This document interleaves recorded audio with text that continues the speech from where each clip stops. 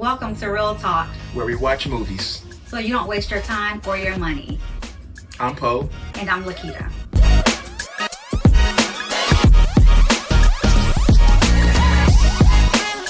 Okay, so we're going to jump right into the review for Backrooms. So if you guys don't already know us, because you probably don't, this is our first video doing movie reviews. I am Laketta. And I'm Poe. And we are going to be reviewing Backrooms today. It's something that we went to see. That was been a couple of months ago, right? We went to see Backrooms. No, I think it probably was about a month ago. About a month ago? Okay, so about a month ago, we went to see Backrooms. And yeah, we had some thoughts and we wanted to take what we normally talk about privately and come to video.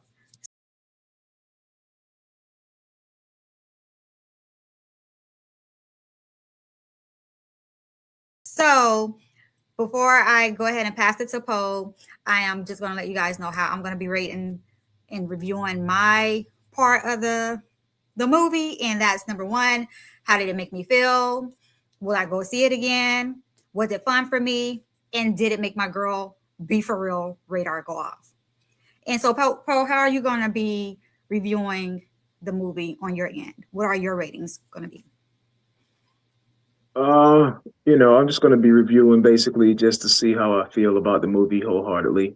It's not any specific categories that I'll give to preemptively. I'll just see what it is and then judge it from that. At the end of the day, I'm going to do a scale of 1 to 10. Mm-hmm. 1 being bad and 10 being excellent. And then I'll just add my thoughts, on why I got to that conclusion when I give the rating. Okay, cool. All right. So before we get started, we'll go ahead and watch the trailer.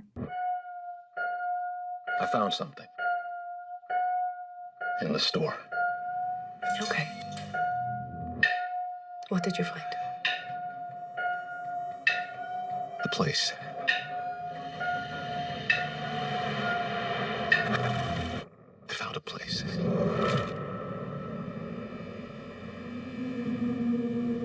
All right, so I'm going to kick it over to Poe so he can go ahead and get us started with the Backrooms, just to give us an overview of what the movie overall was about before we start discussing it. So this is a movie called Backrooms, and it's by a director named Kane Parsons, who I believe is 21 years old. And this is coming from a YouTube series that he created, I believe, about 5 years ago in 2021, shortly after the pandemic. So it's been something that's been talked about for a few years. Right. He got a big release and teamed up with A24, which is the well-known auteur powerhouse of indie as of late. And it's a film that I believe was I don't know, I forgot how much the budget was on this, but I believe it was like 10 million to make. Yeah, to make, and it's made a lot of money, actually, to the point where it's A24's highest grossing film in the movies ever.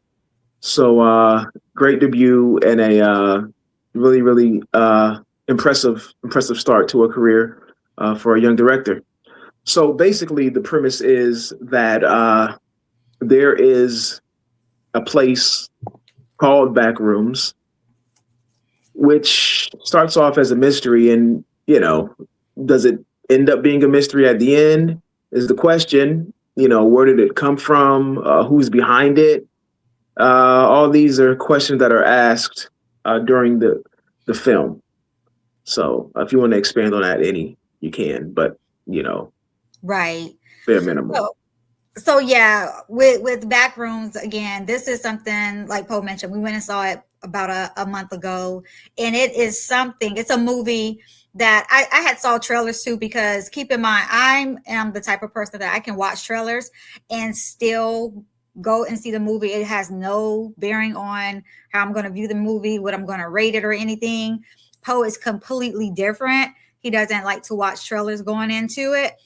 But again, this is a trailer that, of course, I would see pop up on the TV. And, at first glance, it's not something that I would say that I was interested in going to see. But when Poe asked me to go with him to see this, I was just like, yeah, I want to go see it. Okay. So we get there and we're, getting all set up for the movies. And then the movie starts playing. And the intro of the movie, I'm going to say, just reminded me again of the Blair Witch Project. You didn't know exactly what was going on when the movie started. Like you see this person that is in some type of suit. You can tell they were in some type of suit. I'm not sure at the time if they had like a helmet on, or you could hear the heavy breathing. You could see them being frantic. So it took me personally on a trip of feeling like anxiety, fear, dread. And then it's in this, I guess, backrooms area where there's furniture. There's this telephone that this person is trying to pause. It was actually a broadcasting system, not a telephone. My bad, y'all. Trying to dial out on. Everything looks very yellow. Everything looks dreary. Everything looks just outdated. And so I'm just like, okay, so what is really, really going on? Because somebody somewhere knows something, because who is he calling early on in the movie? But you're going on this freaking experience along with him. And yeah, that's how I felt on the onset of the movie. How about you? Yeah.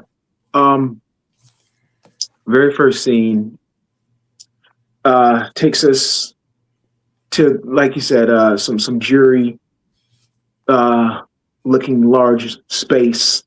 A researcher, I guess, with Async, which is the company, the overarching company name, and you just see him seemingly just running from something. Right. Running from something to different rooms, back and forth, back and forth. You see weird things happening. You're like, okay, Yeah. Where is he going? Where is he coming from? And more importantly, what is he running from? Right. So he continues to run. He continues to run until he stops, because there's no one else to. There's nowhere else to go. There's no place else to run to. And he sees something, and then it cuts. It cuts from that point, and then it starts off. So basically, it's a cold opening, as some will call it. So it gives you a little bit of I guess, scare. Going into the film is to get you a little hyped up before a little bit of the drama starts to ensue. So it was a really good, effective opening scene for me to say, okay, give us a little taste, and then we'll delve back into it a little bit later. So I like how it started off. I didn't know anything about this film coming into it outside of all the buzz about it. I heard that it was supposed to be really good, and I said, okay, I'm in. Right. Yeah. Okay, so like you mentioned before, with the whole Backrooms being something on in YouTube. I know after we had watched the movie, I know my son, he was telling me like about a lot about the Backrooms. So I had no idea like this was anything going on YouTube. And then I hear that it's a video game too. So a lot of these things started clicking for me also after we left the movie. But the entire environment of the aesthetics of the movie itself reminded me, as far as like the backroom part of it, reminded me of places that our parents probably worked like back in the 80s, 90s, early 2000s, and corporate office buildings, low ceilings, cubicle type of format. And it just, to me, just looked like the atmosphere. If I could be inside the building, I would feel like there wouldn't be a lot of oxygen in the building. Like I remember like going to mother-daughter work days with my mom into a building like that, and you just felt like you couldn't breathe, and it was just so old, and for me at the time, looking at the carpets and stuff was like rancid, and then looking at the back rooms, that's what it truly reminded me of, before then it cuts over into the main characters. Yeah, yeah, yeah. And the look of this film, because this is set like in 1990, I believe, Okay. Okay. shortly thereafter in the early 90s, and that was one of the first thing that drew me in was the visual aesthetic of the film. I liked how it looked. It took you to a place that was familiar, Hmm. but was a little bit different, and that set the tone for what was to come with the rest of the film. So yeah, Yeah, because I mean, when the onset of the movie and you see all of the like the furniture that's kind of like stacked up in like different parts of the back room, but then in that main room, you see all of this furniture, and I know for me, I was asking myself like, where did all this furniture come from? Because that again reminded me of an office building, but nothing in there spoke to it being like a workspace. It was like everyday living furniture that was in there. So I think that kind of like threw me off, and then it also drew me in too when looking at it. And then the next couple of scenes, it cuts over to the actual, I would say, main characters. Main character being Clark. Clark, I mean. So Clark, I don't know what to say about him. Okay, like I initially was like, something's up with this dude. Like because he like his delivery, everything. He looked very sad. He looked very just dreary at times. Like, dude, I wouldn't even want to be around you if you was like somebody that I knew. Like that's just how sad even his character came across into the theaters. Like you really, really felt like his depression, I would say. yeah, yeah, you did. So we have Clark, those two characters who is a failed architect, you know, and then we Yeah, have who owns a furniture store, and then we have yeah, Mary, which is this therapist. Clark, played by now. Both of these actors have very difficult names to pronounce. So Clark is played by Chiwetel Ejiofor, I believe his name is pronounced yeah. something like that, and Mary is played by Renee Rinsve. Okay. Both incredible actors. With a long career. I know Renee just won. I don't know if she won the award, but I know a film that she was in was just nominated foreign film for a few Academy Awards, and she was great in Oh, that. okay. And Chiwetel Ejiofor, he's played in a lot of great movies. He's always great in everything he does. So I thought that was great casting by picking these two people as the leads. But yeah, it starts off, Mary and Clark talking, and it's a therapy session. And Mhm. just from that session, you can see that Clark has definitely some anger issues, um, stemming from things in the past.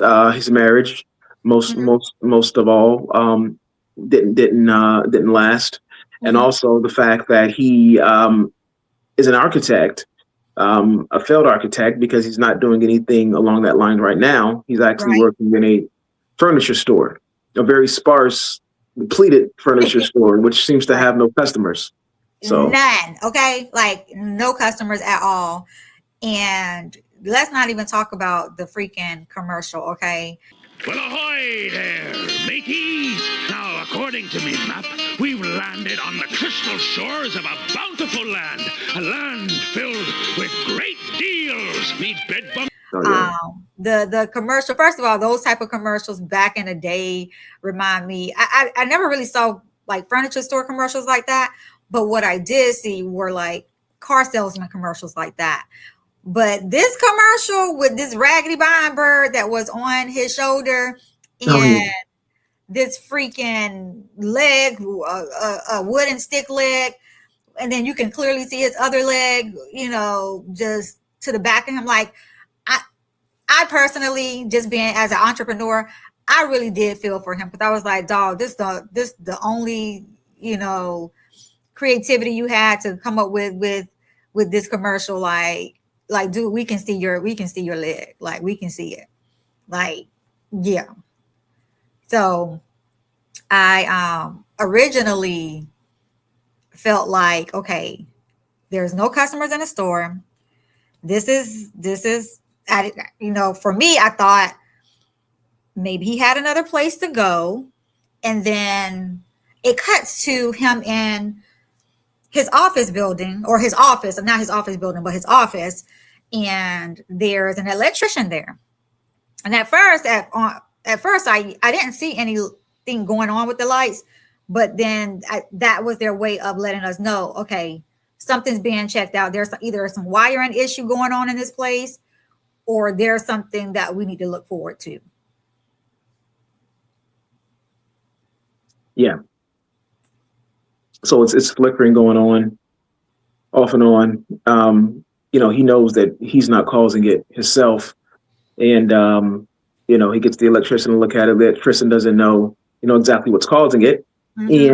And, being that he's an electrician and you don't know what's causing that to flicker, it's a cause for concern. And say, okay, well, if this can't be, looked at and monitored by a professional, then where is it actually coming from? So I know that he also, when he checked the box, he saw like a glowing like thing in the wall, that was by there, which was the first, I guess, inclination that there was something that was beyond that wall, so. Yeah. So I think when the electrician went down and they went down into, I guess that's called a basement. Yeah. When they went down those stairs and they opened up the control panel, and everything looked normal until they got to the bottom of the switches, and it was actually just another light switch, but it was placed very awkwardly in the control box. But when the electrician clicked it off, nothing happened. Like absolutely nothing happened.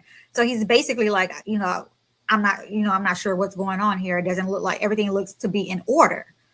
And then, of course, the electrician leaves. So then it cuts again. He's back in the store, but it's dark now. It's nighttime. So now that with it being nighttime, he's in a bed and he's watching TV inside the store. And I think that's when I was taken aback. And I was like, damn, dude is really down bad. Like he's down bad if he's having to live in the store. And at first I was like, well, maybe he's not living in the store. Maybe it's just that, like, maybe he has to get up early to do some kind of, inventory, whatever it may be. But I didn't want to let my mind go to he's actually living in the freaking store and he doesn't have a place to go. Yeah. He's living in the store at this point. We realize and found out he is living in the store. Whatever home he had is he doesn't have any longer. The furniture store obviously isn't doing that well as far as sales. He's going to a therapist, which he's obviously paying. So money is probably at a minimum right now. So he's trying to save as much money as he can. And with that being the case, he's staying in his store, for now. That's so wild to me. So that seems to be what the case is. So, yeah. Then, so that's when, and I think I got a little bit ahead of myself because I believe that's the point when the lights are flickering again, when he actually goes down and sees the glowing part of the wall. And when he first start to his first encounter with Backrooms. And I guess I missed that part because I didn't even catch that. Yeah. Yeah. I didn't catch that at all. Mm-hmm. So there was a glowing part of the wall? Yeah, like a little slit that was like glowing. Yeah. And so he notices that. And then so he goes downstairs and he touches it. Right. And goes through the wall. And I would have been out of there. So at this point, I'm starting to think about quantum field theory, quantum mechanics, and how things at a microscopic level. So there's something called quantum tunneling, when things that are seemingly solid are able to be penetrated through. So that's got me thinking, does this have something to do? Is this not supernatural? Is this more of just science? Right. Something sci-fi, that would seem magic to us or seem supernatural to us, but it's just some type of, break in what reality is into an alternate reality. So, he sticks his hand through, you know, nothing crazy happens. So eventually, Oh, that he went gets brave enough. crazy. No, I That's mean, crazy. he stuck his hand through and nothing happens to him, like his hand Okay. falls off or something. So then Okay. he deems it safe enough to go through the other side of the wall, and he does so, and his body's there, he's still intact, and then he sees, you know, a, a, a place that looks similar to what the initial person saw when we first started the movie. A large space, a yellow looking space with some furniture in there stacked up in a weird way. Yeah. So, like you said, nothing weird happened. But see, when I'm looking at movies, y'all, I look at movies based off of like, what would I do? Okay. So, first and foremost, if I'm in any space ever and I can put my hand through a wall at that point in time, I am definitely getting the hell up out of there. That's just me. But with Clark, I think what was pissing me off with him is that, okay, cool. Your hand went through the wall. Okay, at this point, if you even want to explore, like, why is that even happening? Why not call your homeboy, a friend, somebody to come over? So if you do decide to venture off over there and something does truly happen to you, somebody's there to witness it. And so this is happening, like Poe said, his hand goes through the damn wall. Okay. And I'm already tripping out about that. And then it's just like he's testing the waters. He then puts his hand back through the wall, take it back, put it back, take it back, and then put his head in there and his shoulder, take it back, and then he falls through the wall. And when he falls through the wall, he gets back up, and then he does initially. He does when he gets up, he does feel around the wall, and then certain parts of the wall was still kind of solid, and then he was able to touch again, and then he knew his hand could go back through the spot where he fell from. But then he would just keep venturing like further and further away from that transparent part of the wall where he was able to fall through. And I think that for me, like I told you before, I just would have been the hell up out of there. Like I would have been packed my stuff up, and even if I had to go sleep in my car, I would have had to sleep into my car until morning came and my employees came, and I would say, hey, y'all not gonna believe this. I was able to put my damn hand through the damn wall and just watch me. That's where I was with it. But I know you're like always saying you can't, like, you got to watch movies and keep it in the context of the movie.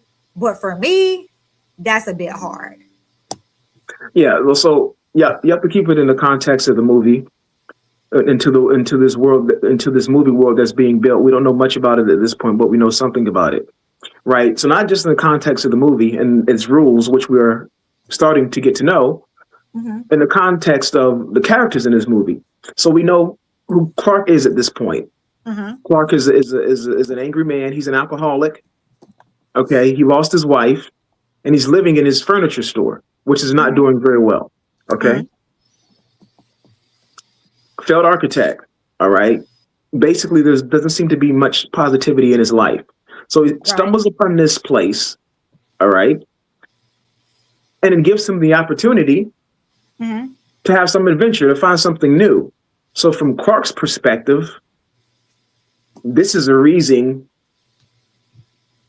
to give him some meaning, to give him a reason to keep going on. So of course he's going to go through and see what's on the other side, because he already knows what's on the other side of the opposite way, right? What does he have? So of course he's going to take an opportunity to explore. So he goes in. He goes in, throws fear to the wayside, sees some crazy looking stuff, goes exploring. And then, he kind of gets like he's kind of lost. and then it seems like something is after him, right? So Right. he escapes, he gets out. But the funny thing is when he escapes, you can see, and I forgot exactly what point, but at some point, somebody is looking at him, is spying on him, Right. and like, okay, well, who is this? And how does he have access? So somebody knows what's going on. Somebody knows about the back rooms, so we that is established, right? So then he leaves, and then he goes to see Mary, Right. his therapist, right? And he tells her about back rooms. He sure does. And Yeah, then she makes him, I think for me, I feel like she made him feel um like crazy. yeah, Like he was crazy. yeah, And absolutely, she kind of was like dismissive of what yep, he was, expressing to her. absolutely, And so absolutely. she didn't embrace the idea at Nope, all. And right. so that angered him. Mm-hmm. And at that point, you know, I can't remember at that point in that session if he did, because you remember he had a drawing of what he remembered of the back room. Right, right, right. And I can't remember if he brought that drawing with him to that session, but I believe he did, and he was showing it to her like, Mm-hmm. this is what's, what I Right, remember. right. And she just was very dismissive of it, and she Mm-hmm. made him feel crazy. But here's the kicker. Like when you go back and you like really think about it, and you really go back to the very, very beginning, even before we started seeing the guy on the onset of the movie running and stuff, you remember like they were breaking ground wherever the back rooms is before it was identified as the back rooms. They were Mm-hmm. breaking ground. It was a little girl, and I believe it was her mom.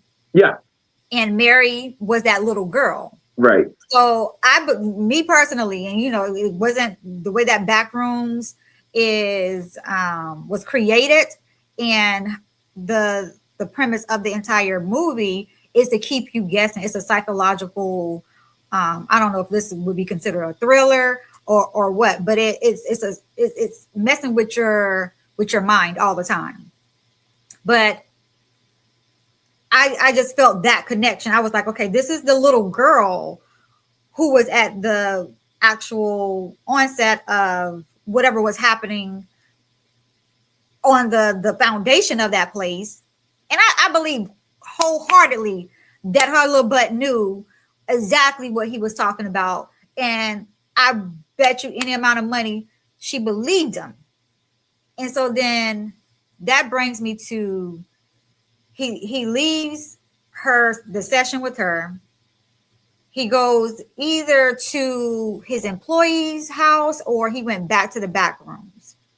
I believe he went and got his employees. Yeah, you want to get And the employees to bring them because he needed proof. So right, it's like, okay, she doesn't believe me. I'm going to prove it to her that this place is real. right, And I think also to prove to herself that he's not just in some grand hallucination. right. So when he goes to get the employees and bring them back, see, that's when you had me all messed up, like right then and there. Like if anybody would have came to my door and say, hey, yo, I'm gonna need you to come in. I need you to witness this. And you tell me your hand went through the wall. We're gonna go through this wall. We're gonna do this. Listen, let me know how it worked out.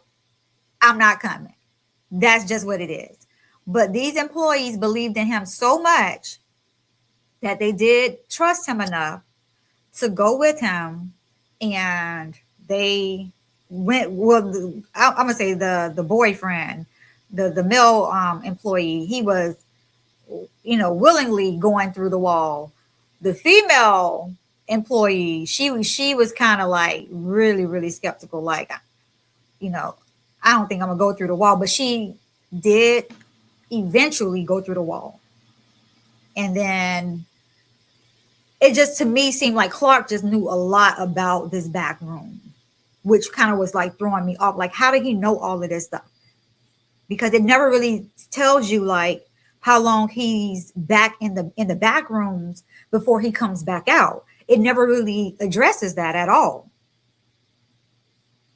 Yeah, it doesn't. It doesn't address that.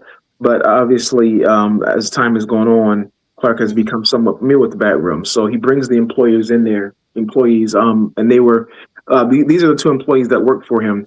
One, the male, was the videographer for his pirate video, Mhm. and the other person was his girlfriend. I know what her name was, Cat and Bobby. Right. So Bobby goes in there with Cat reluctantly, Mhm. and Clark attaches the a rope to Bobby, and it's like, hey, I'm gonna hold on to you. So if you get too far, too lost, too far gone, I can pull you back in. And that pissed me off too, but keep which going. was which was what the plot, the theory was. Yeah. But that's not exactly how it turned out. It's Much not more how it would have turned been a out. rope. Like it's just crazy that okay, number one, okay. So if you're gonna attach this rope to me and say, hey, I want you to go down and with the camera and that way we can see what's going on down there.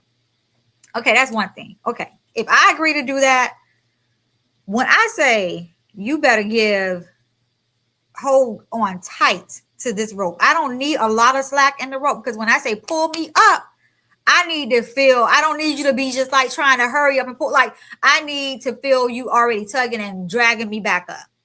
And see, Clark gave this rope too much slack. So when this guy gets down there and he's looking around, at first, initially, I thought I saw someone like sitting over on the left side when he went down, but I believe it was just filthy down there. It was very like clothes piled on top of clothes. It looks like a bunch of trash. It looks like it would be somewhere where it just was rancid and stink and just like you just wouldn't want to spend much time down there. But Clark has this boy down there, and then during this whole time while I'm sitting over in my seat, I'm like looking over at you and you like smiling, like, and I don't know why you're smiling because I'm just like, do he not feel the dread that's coming? Because you can hear rumblings of something like kind of like if you're in a haunted house and you can hear the people behind the walls making all of the noise, but you can't see them yet. That's what I was experiencing. And then all of a sudden, I don't know what came at him. I can't remember exactly what came at him, but he was like, pull me up, pull me up, pull me up, pull me up. But Clark, of course, wasn't pulling him up fast enough. So whatever it was, you know what happened. Yeah, I mean, basically, whatever was down there killed him. Again, describing what the scene was like. It was a crazy looking place. Clothes were strewn everywhere on top of each Yeah. other. I think you saw like a person's head, like in the middle of the clothes or whatever. Okay, so So, maybe that's what it was. Oh, yeah, it okay. was it was like some type of humanoid something. So something grabbed him, and you did see some blood splatter, and that was the end of Bobby. So with Yeah. that being said, Kat and Clark were, of course, hysterical. They're like, he's going. So they start trying to get away, and then they get separated from one another. Yep. Kat and Clark, right? So then we start going into the different back rooms. We see the different crazy looking rooms, all types of weird Okay, looking so things. hold up before Yeah. you go into that. Okay, so before they got separated, right? I'm trying to Hmm. remember this like with the whole rope thing. I believe the rope that was attached to the male employee was also Clark had a part of the rope around himself as well, right? Hmm. And that's how they got down into that area is because whatever took the guy pulled at them too, and then Uh-huh. they end up falling down, right? Okay, Right. so continue. Yeah, they got separated. They got separated, and then we just start to see all types of crazy weird rooms. One room had like Christmas lights in it, and these like little crazy looking people walking around. Then Right. another room, it was like a pool or a tub or something. It was just all Yeah. types of nightmare fuel, all types of weird rooms and such. And So that was weird for a pool room to be back there, like an yeah, actual swimming pool, yeah, because I'm just like, this is like a office building, right, like yeah, yeah, yeah. So it was just wild. So eventually, you hear Cat calling out for Clark, and I think he can see her. It's like, I can see you, but he couldn't help her. He was Right. somehow on the opposite side of her, and then you know, eventually, she gets taken by whatever entity is in there, or entities or something, and that's the end of Cat. Yeah. So So they're both I done. remember Cat and that Bobby. part. Yeah. And then she gets taken, and then it cuts to I don't know how long Clark was in Right. these back rooms. Right. So it It's cuts never to established. then. Yeah. Yeah, it's that was never established, and I'm still kind of taken aback by that. But obviously, he was there for a while because Yeah. his therapist, I guess, he missed a session where I'm not sure what made her come over to the furniture store, but I'm assuming he missed a session with her. He got a message from an answer machine that said he's in the back rooms. He's not coming back. She got a Oh, message from him saying that. Yeah. okay, so she goes to this furniture store. And okay, so that's another thing that had me kind of taken aback is that when it was nighttime, they come into this back rooms. They're all back there. I would have thought that the furniture store entrance door would have been locked, Yeah. but it wasn't. So Dr. Mary Klein was able to just walk right through, right into the store. And you remember he taped where the wall was fluid. Mm-hmm. And so she put her hand through there and brought it out, kind of same thing he did. And then she went through and she was like calling out for him, like as if he was going to answer. And she kept, she kept walking and she was exploring.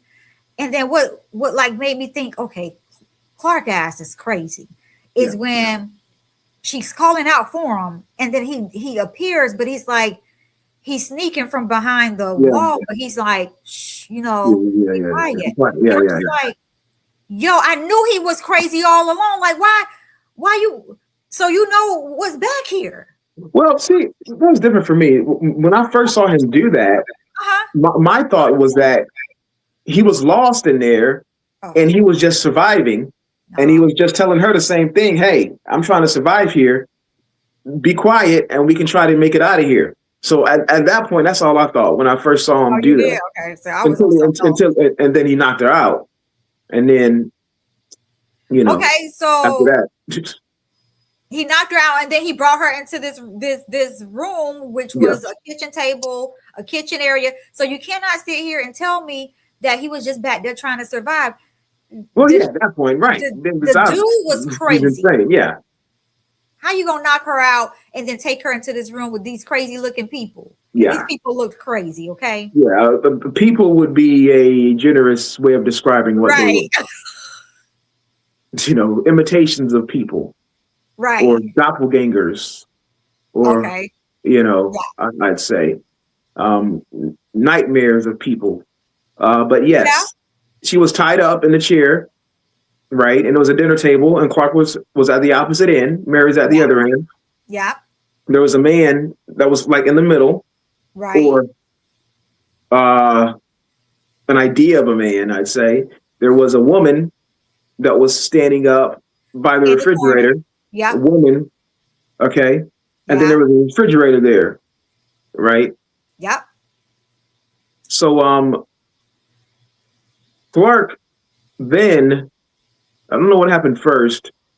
Either he opened the refrigerator first, or he took a piece of the man first and said that they were edible, and told. Yeah, see that right there.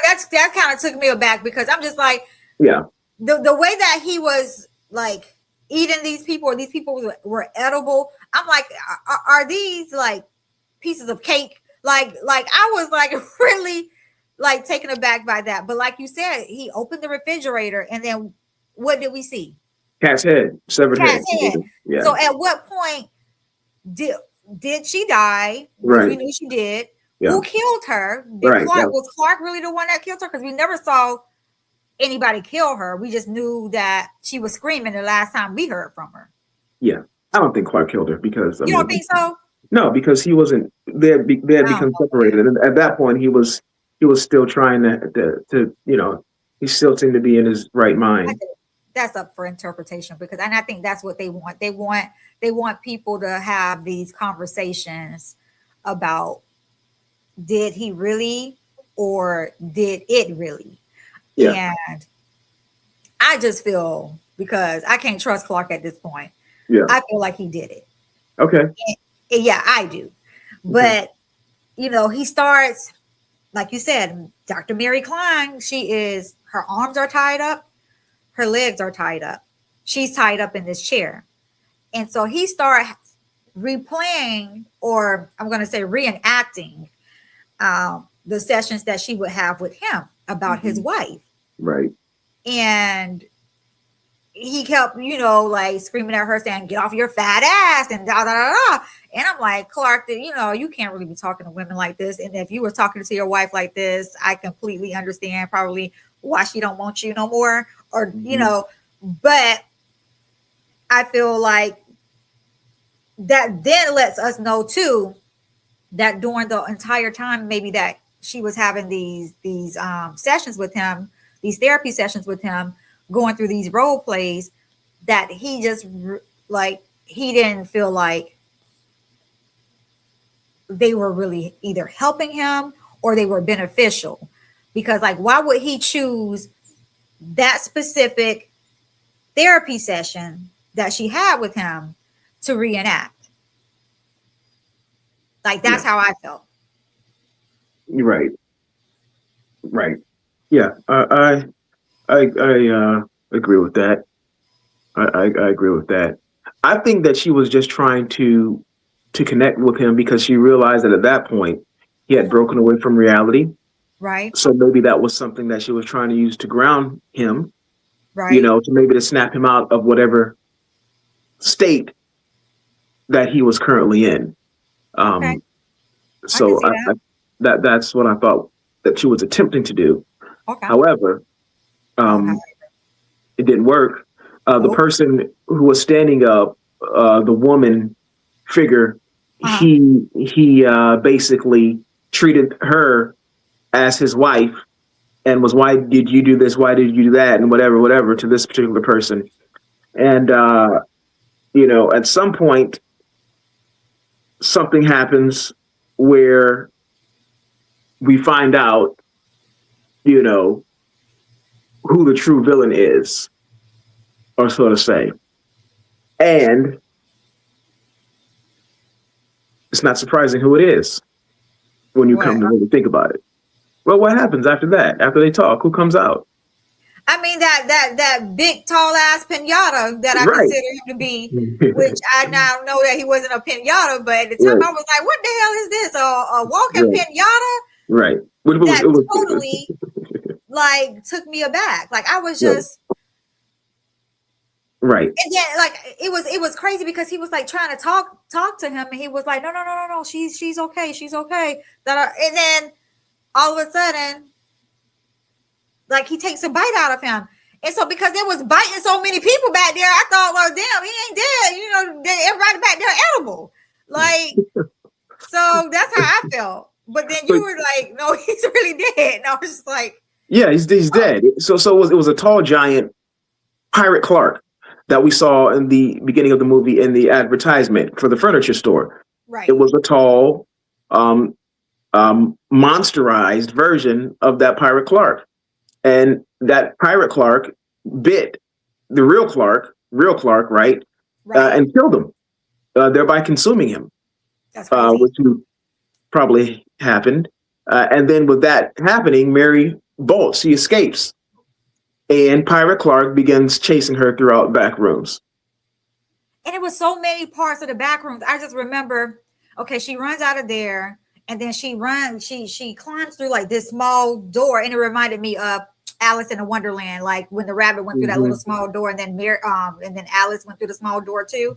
So Dr. Mary Klein climbs through this small door, and then when she gets through that door, she's like in this other back room area, but it's like a ledge, and like she's like having to scale the ledge, and then it turns into like all of these stairs, and then you see the giant comes through, and then at some point she escapes that room, and then she's into the actual furniture store. Mm-hmm. And I don't know how the giant got to the furniture store because to me, he was moving slow as hell. So I Yeah, was he like, how was. you let him catch up with you like this? Right. Unless he knew that back area and the furniture store better than anybody else, and he was taking shortcuts. Mm-hmm. Mm-hmm. Yeah, he So knew yeah, the store, which I think was that pirate monster version of Clark. You know, we have back to these different parts of us, right? Like the id, the ego, and the super ego. I yeah. believe that was just the aggressive form of Clark, um, basically separated from his human form Oh and wow. just all id, all emotion, right? That anger was all built up and became Pirate Clark. So that's why he Okay. knew, because he was a part of Clark. Yeah. Clark, consuming himself. That rage, that anger, that alcoholism, that part of Clark consumed the other part of Clark, and thereby that was the only part of him that was left. Is what I get I from see. it. So Okay. See, and I thought that kind of, I guess it's the same as what you're saying. I just thought that was just like the worst version of yeah, himself, which would essentially be what with yeah, like they're what saying you the just same said. thing. Yeah. So eventually, she Pirate Clark's chasing her and stuff, and she ends up getting away to a point where she's able to hit him in the head with something, smash him in the face, and then some gas comes up, right? Yeah. And then they get him, the Pirate Clark, and then she's captured and dragged away, right? And then Hmm. she wakes up in a room Right. with the guy who we saw earlier that was watching Clark, you know, and he tells her that this is a company called Async, and that we used to do MRIs, right? MRI machines, but somehow we discovered Backrooms, and ever since then, all our science and technology and resources have been put towards the Backrooms. Yeah. And I think that's where I was like, okay, this dude is real shady because this is the same dude we saw watching the furniture store commercial with his family. So obviously he knew about this furniture store and its connection with the back rooms and all of the craziness that goes along with the back rooms and the furniture store. So I was like, okay, this dude is shady. So I'm assuming that was the same dude that we saw originally, that was like off to the side, that we caught a glimpse of him watching Mm-hmm. Yep. watching them. I'm assuming that's who that was. Yeah, that's who it was. Yeah. And so it's just like he's like trying to get all this information out of her Right. at the time, because let's not forget that she had her own demons that she was dealing with Exactly. as well, Yeah. Her from mother, her, she was her child. institutionalized. Her mom got institutionalized. Her childhood home was destroyed. So she was dealing Right. with her own demons. So ultimately, she asks him, if he's going to let her go, and she says, excuse me, he says that it's not up to him, right? And then the next thing you know, we see different little scenes. We see like her old childhood home, like at different levels and such. That is like the back room is basically remembering it in a different way than how it actually was. Like they take reality and distort it, and Right. it's a memory on top of a memory, on top of its memory, on top of your memory, and it's all combined. So not only with people, with places as well. So everything is distorted into an alternate version of itself. So ultimately, that last scene that we see is a form of Mary that is sitting there in some type of isolated space. Her face is all different, Right. and then it goes off, and that's the end of the movie. Right. And so, and that was my thing. It's like, okay, so you have all of these replicas back Right, here left in these back rooms. right. And that's why I was trying to figure that part out originally once we left the movie theater. I'm like, okay, well, Mhm. damn, what was that all about? And so, and that's the conclusion that I came up with, was that okay, these are just how memories, but how they remember them, because over time our memories, we might remember like pieces of a memory, but then the parts that we can't truly remember, our mind just makes up at, to Right. It fill fills in in the those blank. blanks. Right. Yeah. Yeah. So that's how I took that. And then also, I think what took me aback too is that when it was going off, it was like when she left out, it's like all of that was like the neighborhood the employees lived in, all of that. Was that a memory? Because that looked like, okay, that was the same neighborhood, like just Right. another back room. Right. Yeah. Yeah. So right. So what happens is it makes a distorted copy of yourself, Yeah. and then it also takes all of your memories and adds it onto the back rooms, and it's a distorted copy of that as well too. Okay. So that's how I think it works. That's Okay.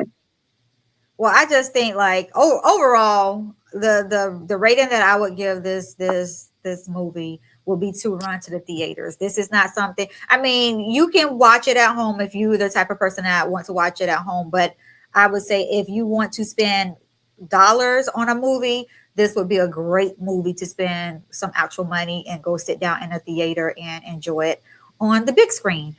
I loved it. Cinematography was great. The actors were great. I just could not believe that this was done by somebody that is a young kid and from the YouTube space. So that just really blew my mind. Yeah, I thought this was a great film. It's definitely in my top 10 list of movies this year. I'd give it a 9 out of 10. The only thing that I think I would like to be explored more, and maybe not explored more, in hindsight, I thought that the climax when Clark and Mary met in Backrooms, it kind of surprised me how quickly that devolved. How there wasn't much of a, I guess, back and forth or struggle between them. That it just went from 0 to 100 very, very quickly. So I was surprised at that. I thought she was going to get down there and they were going to try to work a way to get out there together, and that's not what happened. So I don't take that away from it, actually. So yeah, everything that I saw, it's great. I thought the things that it explored have you thinking after you leave the movies. It's been a month and I'm still thinking about it now. I like movies like that. The movie looked great. The actors were great. I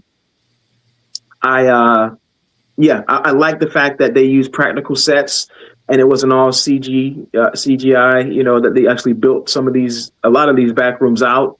These spaces felt lived in and real. Right. You really feel that, and I like the themes that it explored with trauma and how trauma can manifest itself. Yeah. And basically eat you alive. And I do classify this as a horror movie. I'd say it's psychological horror, but horror nonetheless. Okay. A lot of tension into it was in it. A lot of atmosphere. So great film, 9 out of 10. Definitely recommend to go to the movies to see this if you could. And I'll definitely be watching it again at home, when it's available to see. Right. So I'm excited about to see what this young director has next down the line. Absolutely. I completely agree. Well, guys, that is the end of this review. So that was 2 perspectives and 1 movie. And so we want you to keep this conversation going. So if you want to leave in the comments area exactly how you felt about this movie, what rating would you give this movie? Just let us know how you feel about anything. If you want us to review a movie, leave that also in the comments area, and we will definitely be looking out for it, and we will actually review some of the movies that you guys put in our comments area. So until next time, do not forget to like and subscribe and hit that bell notification so you are aware every time we drop another video. And so with that being said, we'll see you on the next video. Bye. Bye.